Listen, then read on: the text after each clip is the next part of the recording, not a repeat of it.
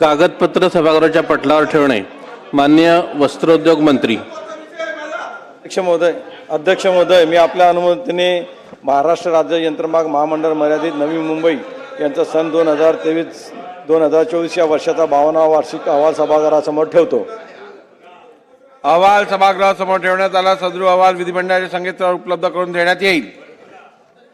विधी सूचना। एक मिनिट हे काय पद्धत आहे? या पायऱ्या नाहीये ना, सभागृह आहे। तुम्ही जरा सभागृहाचं डेकोरम मेंटेन करा। सभागृहातलं डेकोरम मेंटेन करा। अध्यक्ष महोदय, काय जे शिक्षा होईल ते चालेल। मला माझ्या मतदारसंघातला महत्त्वाचा विषय आहे। मग बाकी लोक इकडे काय करतायत? मी इथं उपोषणाला बसणार आहे सभागृहामध्ये। जागेवर बसा। मी इथं उपोषणाला बसणार आहे। काय जे मला शिक्षा होईल ते चालेल।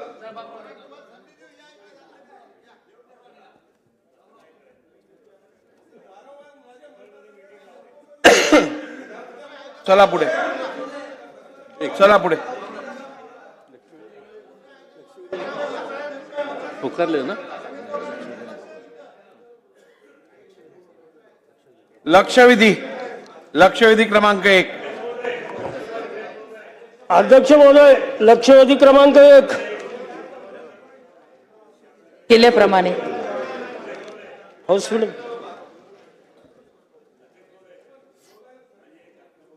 आपल्याकडे दिली होती।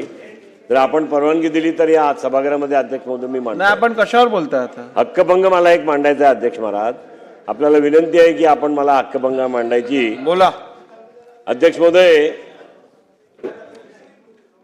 अध्यक्ष महोदय, दिनांक 25 फेब्रुवारी 2026 रोजी या सभागृहामध्ये अध्यक्ष महोदय, या सभागृहाचे सन्माननीय सदस्य श्री अतुल भातखळकर व इतर सदस्यांनी अध्यक्ष महोदय चंद्रपूर जिल्ह्यातील नागभीड तालुक्यातील निथूर येथील एका अल्पभूधारक शेतकऱ्यांच्या खाजगी सावकाराने कर्जाच्या विळख्यात ओढून कंबोडियात जाऊन त्याची किडनी विकण्यास भाग पाडल्याबाबत अध्यक्ष महोदय या सभागृहामध्ये लक्षवेधी उपस्थित केली होती। अध्यक्ष महोदय, या सभागृहामध्ये लक्षवेधी उपस्थित केली। त्या लक्षवेधीवर बऱ्याच सदस्यांनी अध्यक्ष महोदय प्रश्न विचारले। या सभागृहाचे वरिष्ठ सदस्य, या सभागृहाचे सन्माननीय सदस्य श्री विजयराव वडेट्टीवारांनी सुद्धा या लक्षवेधीमध्ये अध्यक्ष महोदय प्रश्न विचारले। प्रश्न विचारताना अध्यक्ष महोदय ज्या प्रश्नाचे उत्तर छापील अध्यक्ष महोदय लक्षवेधीमध्ये येते त्याच्यामध्ये अध्यक्ष महोदय 19 लोकांचे अध्यक्ष महोदय शेतकऱ्यांच्या किडन्या विकल्या गेल्या असा त्यांचा उल्लेख अध्यक्ष महोदय श्री वडेट्टीवार यांनी अध्यक्ष महोदय या सभागृहात केला।